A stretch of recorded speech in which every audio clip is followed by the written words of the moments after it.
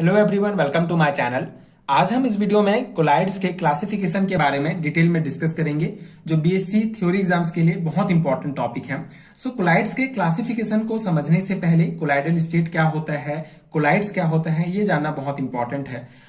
आपको gases state पता है, लिक्विड स्टेट पता है, सॉलिड स्टेट पता है, लेकिन जो कोलाइडल स्टेट होता है ये इंटरमीडिएट स्टेट होता है। जैसे अगर आपको कोलाइड समझना है तो सिंपल सा एग्जांपल है, आप एक मेम्ब्रेन ले सकते हैं, ठीक है, कोई भी ये मेम्ब्रेन है, तो मेम्ब्रेन के ऊपर में अगर हम जल को डालते हैं तो वो इजिली इस मेम्ब्रेन को पार कर लेगा। लेकिन अगर जल की जगह अगर हम कोई भी जैसे गोंद डाल देते हैं, कोई भी गोंद अगर हम इसमें डालेंगे तो लिक्विड की तुलना में इस मेम्ब्रेन को पार करने में इस गोंद को जो है बहुत टाइम लगेगा, ठीक है। तो ये जो गोंद है इसी को ही कोलाइड्स कहा जाता है, ठीक है। आई होप आपको बेसिक समझ में आ गया होगा कि वे पदार्थ जिनके जलीय विलयनों को, ठीक है, जलीय विलयनों को मेम्ब्रेन में से डिफ्यूज होने में टाइम लगता है, ठीक है, या फिर डिफ्यूज नहीं किया जा सकता है, बहुत ज्यादा टाइम लगता है, तो उसको जो है कोलाइड्स कहा जाता है। ये बेसिक डेफिनेशन है कोलाइड्स का। और कोलाइडल स्टेट क्या होता है? Colloidal state is a intermediate state. It is a specific state of substance in which there are such distribution that the particle size is of 10 to 1000 angstrom, ठीक है। तो देखिए, अगर हम जल की बात करें तो जल में जितने भी पार्टिकल्स होंगे वो सब सेम साइज के होंगे, लेकिन कोलाइडल स्टेट के जो कोलाइडल स्टेट में जो सब्सटेंस होंगे उसमें जो डिस्ट्रीब्यूशन होगा पार्टिकल्स का वो बहुत जो है किसी पार्टिकल्स का साइज बहुत ज्यादा होगा, किसी का बहुत कम होगा। जैसे 10 एमस्ट्रॉन्ग से लेकर 1000 एमस्ट्रॉन्ग तक के जो है साइज होंगे इनके पार्टिकल्स के, ठीक है। तो इस प्रकार से इनका डिस्ट्रीब्यूशन रहता है इनके पार्टिकल्स का कोलाइड्स स्टेट में। तो कोलाइड्स के एग्जांपल में आप स्टार्च आ जाएगा, आपका गोंद है, जिलेटिन है, एल्ब्यूमिन है, ये सभी कोलाइड्स के एग्जांपल हैं, जिनको जो है मेम्ब्रेन से बहुत डिफिकल्टी से डिफ्यूज किया जाता है या फिर डिफ्यूज नहीं किया जा सकता है। उसको क्या कहते हैं? कोलाइड्स कहा जाता है। एंड कोलाइडल स्टेट एक इंटरमीडिएट स्टेट होता है जिसमें जो पार्टिकल्स होंगे उसका डिस्ट्रीब्यूशन बहुत अनइक्वल होता है। कहीं पे 10 एमस्ट्रॉन्ग होगा, कहीं पे 1000 एमस्ट्रॉन्ग होगा, तो ये है।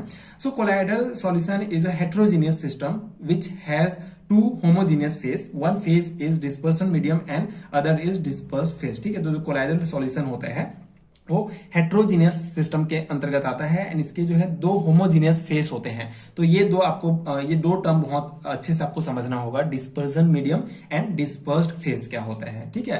तो इसको आप कैसे समझ सकते हैं? जैसे ये हमारा पानी है, पानी में हमको नमक घोलना है, ठीक है।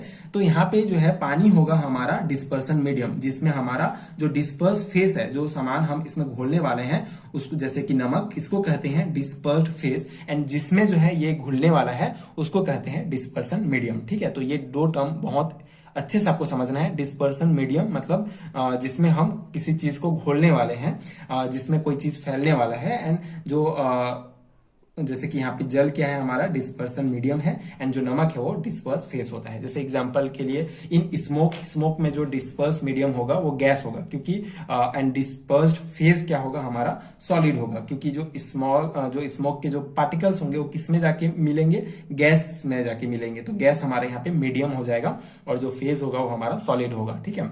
अगर हम मिल्क की बात करें तो जो फैट पार्टिकल्स होंगे वो डिस्पर्स फेज होंगे, जो कि लिक्विड जो है होगा इसका डिस्पर्सन मीडियम होगा। मतलब जो फैट होंगे मिल्क के, वो जो फैट के जो पार्टिकल होंगे वो किस में घुले होते हैं? लिक्विड में घुले रहते हैं, ठीक है। तो ये बेसिक कॉन्सेप्ट है। Colloidal solution in which dispersion medium is liquid, dispersion medium is liquid and disperse phase is solid is called solution. अब सॉल्यूशन का ये बेसिक डेफिनेशन दिया गया है। सॉल्यूशन किसे कहते हैं? बेसिकली कोलाइडल सॉल्यूशन में जहां डिस्पर्सन मीडियम हमारा लिक्विड होता है, ठीक है, कोई भी लिक्विड होगा, जैसे कि यहाँ मिल्क वाले में बात कर सकते हैं, जो लिक्विड है हमारा डिस्पर्सन मीडियम क्या है? लिक्विड है, एंड डिस्पर्स फेस क्या है? सॉलिड होता है, ठीक है। उसको सॉल्यूशन कहा जाता है। If dispersion medium is water, ठीक है, अगर डिस्पर्सन मीडियम वाटर है, जैसे यहाँ पे नमक हम घोल रहे हैं जल में, तो ये जो होगा इसको हाइड्रो सॉल्यूशन या एक्वा सॉल्यूशन कहा जाता है, ठीक है, अगर डिस्पर्सन मीडियम हमारा वाटर है। एंड अगर अल्कोहल या फिर बेंजीन है तो अगर अल्कोहल या बेंजीन डिस्पर्सन मीडियम है तो जो सिस्टम है उसको एल्को सॉल्यूशन या फिर बेंजो सॉल्यूशंस कहा जाता है। तो ये सिंपल सा बेसिक पॉइंट है कोलाइड्स से रिलेटेड। अब हम इसका जो है मेन क्लासिफिकेशन देखेंगे कि कोलाइडल सिस्टम को कितने प्रकार से क्लासिफाइड किया गया है।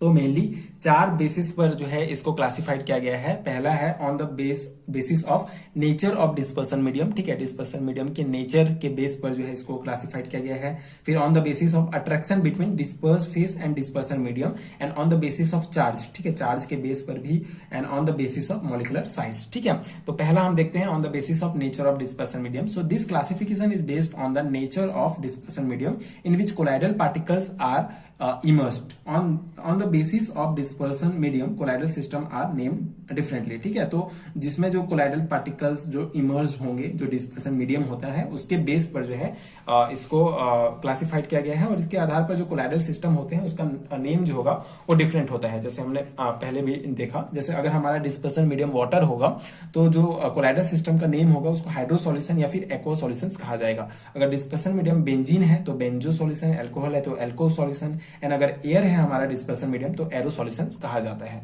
तो ये बेसिक कॉन्सेप्ट है। एंड सेकेंड जो हमारा बेस है जिसके आधार पर क्लासिफाइड किया गया है वो है on the basis of interaction between जो डिस्पर्स फेस है एंड डिस्पर्सन मीडियम है, दोनों का इंट्रैक्शन के बेस पर। तो ये बहुत इंपॉर्टेंट है, ये कभी कभी इंडिविजुअल पूछ लिया जाता है एंड ये भी बहुत इंपॉर्टेंट है क्योंकि ये आपको ऑब्जेक्टिव टाइप क्वेश्चंस में भी पूछा जा सकता है कि अगर वाटर डिस्पर्सन मीडियम है तो कोलाइडल सिस्टम क्या कहलाएगा। तो ये आप डेफिनेटली अच्छे से याद रखेंगे। सो पहला है हमारा लायोफिलिक कोलाइड्स, ठीक है। लायोफिलिक कोलाइड्स क्या होता है? In this type of colloidal solution disperse substance change quickly into colloidal solution as they are in contact of dispersion medium, ठीक है। तो ये बहुत सिंपल सा है कॉन्सेप्ट है। लायोफिलिक कोलाइड्स मतलब कि द्रव स्नेही कहा जाएगा एंड लायोफोबिक जो है सेकंड हमारा, ये द्रव विरोधी होगा, ठीक है। द्रव स्नेही मतलब इजिली जो है वो घुल जाएगा तो उसको लायोफिलिक कहेंगे, ठीक है। इसमें जो कोलाइडल जो डिस्पर्स्ड सब्सटेंस है हमारा, कोई भी जो हम जिसको हम घोलने वाले हैं वो जो है क्विकली चेंज हो जाएगा कोलाइडल सॉल्यूशन में जैसे ही डिस्पर्सन मीडियम के कांटेक्ट में आएगा। जैसे स्टार्च हमारा जो ग्लूकोज पाउडर है, अगर हम पानी में उसको घोलते हैं तो बहुत जल्दी जो है क्विकली जो है वो पानी में घुल जाता है। तो ये क्या है? एक लायोफिलिक कोलाइड्स कहलाएगा, ठीक है। जो बनेगा हमारा सॉल्यूशन उसको बोलेंगे लायोफिलिक कोलाइड्स, ठीक है। इसमें स्टार्च, गम, ठीक है, अगर हम गोंद को भी पानी में घोलते हैं तो इजीली घुल जाएगा, ठीक है। मतलब कोई भी डिस्पर्सन मीडियम हो और जो डिस्पर्स सॉल्यूशन है अगर इजीली उसमें घुल जाता है बहुत जल्दी तो उसको लायोफिलिक कोलाइड्स कहा जाता है। दिस आर स्टेबल, ये स्टेबल होते हैं on adding small quantity of electrolyte, this do not precipitate easily, ठीक है। अगर हम स्मॉल क्वांटिटी में इलेक्ट्रोलाइट ऐड करते हैं तो ये प्रिसिपिटाइज इजिली नहीं होते हैं। प्रिसिपिटाइज मतलब कि जम नहीं जाते हैं, ठीक है। जैसे अगर हम इसमें इलेक्ट्रोलाइट अगर हम डालेंगे तो ये जो है इजिली ऐसे जम नहीं जाएगा, ठीक है, ठोस रूप में नहीं आ जाता है। ये स्टेबल होता है, जो सॉल्यूशन फॉर्म में रहेगा वो उसी फॉर्म में ही रहता है जो लायोफिलिक कोलाइड्स होते हैं। If anyhow this are get precipitated easily this can be reconverted, ठीक है। अगर मान लो प्रिसिपिटेट हो भी जाता है तो बहुत जल्दी से बहुत इजीली जो है वो रिकन्वर्ट हो जाता है, मतलब सॉल्यूशन में, कोलाइडल स्टेट सॉल्यूशन में फिर से आ जाता है, ठीक है। आई होप आपको समझ में आ गया होगा। लायोफिलिक कोलाइड्स मतलब कि अगर बहुत इजीली घुल जाता है पानी में कोई भी सब्सटेंस तो उसको लायोफिलिक कोलाइड्स कहा जाता है। और ये इजीली जो है प्रिसिपिटाइज नहीं होते हैं, मतलब इजीली जो है ये फिर सॉलिड में नहीं जमते हैं और अगर जम भी जाते हैं तो इजिली फिर रिकन्वर्ट हो जाते हैं कोलाइडल सॉल्यूशन में। Therefore this are called reversible colloids भी इसे कहा जाता है। तो इस नाम में भी आपको पूछा जा सकता है व्हाट इज रिवर्सिबल कोलाइड्स, तो आपको आता है लायोफिलिक कोलाइड्स को ही रिवर्सिबल कोलाइड्स कहा जाता है। If dispersion medium is water this are also known as hydrophilic colloids या हाइड्रो सॉल्यूशन, ठीक है। अगर हमारा डिस्पर्सन मीडियम क्या है? वाटर है, तो इसी को लायोफिलिक कोलाइड्स को ही हाइड्रोफिलिक कोलाइड्स भी कहा जाता है, ठीक है। इसका अपोजिट है लायोफोबिक कोलाइड्स, मतलब कि इसमें जो हमारा फेज होगा, जो हमारा सब्सटेंस होगा वो इजिली नहीं घुलेगा डिस्पर्सन मीडियम में। So this type of colloids are not form easily only with contact of dispersion material and dispersion medium, ठीक है। जो डिस्पर्स्ड मटेरियल एंड डिस्पर्जन जो मीडियम है दोनों जब कॉन्टेक्ट करते हैं तो इजिली जो है कोलाइड्स नहीं बनता है, ठीक है। किसी भी प्रकार का सॉल्यूशन नहीं बनेगा, मतलब इजिली नहीं घुलेंगे, तो इसको लायोफोबिक कोलाइड्स कहा जाता है। Lyophobic colloids are prepared by specific method, एक स्पेसिफिक मेथड होगा। जैसे कि जो हमारा एयू है, जो गोल्ड है एंड ऑर्सेनिक है, इनके जो सल्फाइड्स ऑक्साइड्स हैं ये are in other insoluble salt, ठीक है। जो इनसॉल्युबल सॉल्ट्स होते हैं, जैसे अगर हम सोना को ठीक है, सोना को अगर हम किसी भी मटेरियल में डालते हैं, ठीक है, किसी भी अगर सॉल्यूशन में डालते हैं तो इजीली उसमें नहीं घुलेगा, ठीक है। मतलब इजीली कहने का अर्थ कि normal temperature and normal pressure में उसको स्पेसिफिक टेम्परेचर या प्रेशर दिया जाएगा, या फिर कोई स्पेसिफिक मेथड होगा जिससे ही वे ये जो सोना होगा वो घुलेगा, ठीक है। मतलब नॉर्मल टेम्परेचर प्रेशर, जैसे हम पानी में ग्लूकोज डाल दिए, नॉर्मल डाल दिए तो घुल गया, वैसे ये नहीं घुलेगा, ठीक है। तो इसको लायोफोबिक कोलाइड्स कहा जाता है, ठीक है। आई होप आपको समझ में आ गया होगा। And this are unstable colloids on addition of electrolyte, this are easily get precipitate, ठीक है। ये लायोफिलिक कोलाइट से अपोजिट है, मतलब ये बहुत इजिली प्रिसिपिटेट हो जाता है। मतलब अगर हम कोई इलेक्ट्रोलाइट ऐड करते हैं सॉल्यूशन में तो प्रिसिपिटेट हो जाएगा, मतलब जब वो जो उसका पार्टिकल्स होगा वो सॉलिड फॉर्म में आ जाएगा, मतलब जो सॉल्यूशन फॉर्म है उससे। And reconversion into colloids is hard, and reconvert भी नहीं होगा कोलाइड स्टेट में। So this are called in irreversible colloids. If dispersion medium is water, these are called hydrophobic colloids. For restoring them, some stabilizing agent are needed. ठीक है, तो ये इसको hydrophobic collides भी कह सकते हैं अगर हमारा डिस्पर्सन मीडियम वाटर है तो। एंड इसको रीस्टोर करने के लिए, मतलब सॉल्यूशन फॉर्म में रहने के लिए हमको स्टेबलाइजिंग एजेंट की जरूरत पड़ती है। तो ये बेसिक है, इसका डिफरेंस भी पूछा जाता है एग्जाम में, तो आप डेफिनेटली पॉइंट वाइज भी इसको लिख सकते हैं, इसको ऐसे भी लिख सकते हैं, lyophilic colloids and lyophobic colloids का बेसिक, ठीक है। अब हमारा जो थर्ड बेस है जिसके बेसिस पर जो है इसको क्लासिफाइड किया गया है वो है on the basis of charge. तो on the basis of charge colloidal state are classified into two categories, positive and negative solution, ठीक है। जैसे पॉजिटिव सॉल्यूशन में हमारा क्या होता है कि in such solution disperse phase has positive charge, जो हमारा सब्सटेंस होगा, जो हमारा डिस्पर्स फेस होगा उसमें पॉजिटिव चार्ज होना चाहिए, ठीक है। पॉजिटिव चार्ज होगा तो ही ये पॉजिटिव सॉल्यूशंस बनेगा, ठीक है। जैसे कि इसके एग्जांपल में आपका आ जाता है FeOH3 जो आयरन हाइड्रोक्साइड है, एल्यूमिनियम हाइड्रोक्साइड, मिथाइलिन ब्लू, ये सभी एग्जांपल हैं पॉजिटिव सॉल्यूशंस के, ठीक है। सेकंड है नेगेटिव सॉल्यूशन, मतलब in such solution dispersed phase has negative charge, ठीक है। जो डिस्पर्स फेस है हमारा उसके पास नेगेटिव चार्ज होगा। जैसे इसमें हमारा AU सॉल्यूशन जो हमारा गोल्ड का सॉल्यूशन है, जो हमारा चांदी का सॉल्यूशन, कैडमियम का सॉल्यूशन, या फिर जो आर्सेनिक ट्राइसल्फाइड होगा इसका सॉल्यूशन होगा, ये सभी जो है नेगेटिव सॉल्यूशंस के अंतर्गत आएंगे, इसके अंतर्गत, ठीक है। फोर्थ है हमारा on the basis of molecular size, ठीक है। तो मॉलिकुलर साइज के बेस पर इसको फिर से तीन जो है कैटेगरी में डिवाइड किया गया है। पहला है मल्टी मॉलिकुलर कोलाइड्स, ठीक है। जो कोलाइड्स के जो हमारे साइज होंगे उसके बेस पर, जैसे in such type of colloids cluster of atoms on molecule having diameter less than nanometers, ठीक है। जो एटम्स होंगे मॉलिक्यूल्स के इस कोलाइड में, उसका जो साइज होगा वो नैनोमीटर से भी कम होगा, मतलब बहुत कम होगा साइज, ठीक है। And are present, this are connected with weak van der Waals force, ठीक है। वीक वंडरवॉल फोर्स से जुड़े रहेंगे जो एटम्स होंगे। And in gold solution particles are of different size, ठीक है, गोल्ड सॉल्यूशन में। And many of them are atoms, ठीक है। सल्फर सॉल्यूशन में जो सल्फर सॉल्यूशन होता है उसमें S8 मॉलिक्यूल्स जो होते हैं, many S8 molecules are consist, and multi molecular colloids are lyophobic colloids, ठीक है। तो मल्टी मॉलिकुलर कोलाइड्स में सिंपल सा है, जो सॉल्यूशंस के जो पार्टिकल्स होंगे उसका साइज बहुत ज्यादा होगा, तो वो मल्टी मॉलिकुलर कोलाइड्स के अंतर्गत, सॉरी, जो साइज होगा वो molecules having diameter less than nanometer, ठीक है। तो इसका जो डायमीटर होगा नैनोमीटर से भी कम होगा, ठीक है। तो इसको मल्टी मॉलिकुलर कोलाइड्स कहा जाता है, जैसे गोल्ड सॉल्यूशन, ये एग्जांपल्स हैं। एंड सेकंड है हमारा macromolecules colloids. So in this type of colloidal particles are of larger size, ठीक है। जो कोलाइडल पार्टिकल्स होंगे थोड़ा लार्ज साइज के होंगे। Molecule of substance are large and are colloidal range. So example के लिए protein, starch, cellulose, molecular mass of such substance are very much by lyophilic, many lyophilic colloids belong to this group, ठीक है।